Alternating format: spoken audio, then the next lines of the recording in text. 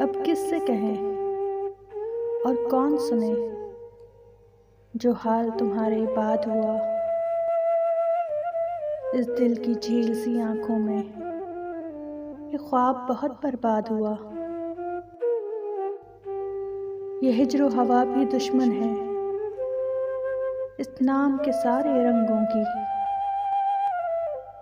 वो नाम जो मेरे होंठों पर खुशबू की तरह आबाद हुआ।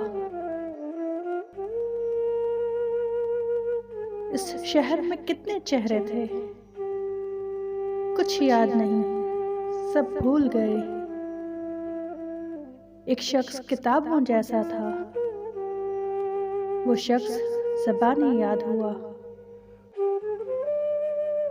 वो अपने गांव की गलियां थीं,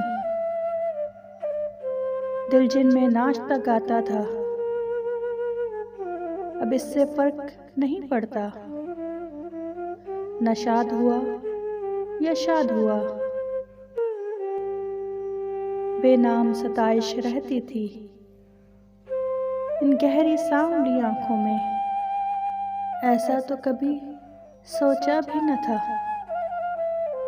दिल अब जितना बेदाद हुआ। अब किससे कहें और कौन सुने जो हाल तुम्हारे बाद हुआ। इस दिल की झील सी आंखों में ये ख्वाब बहुत बर्बाद हुआ।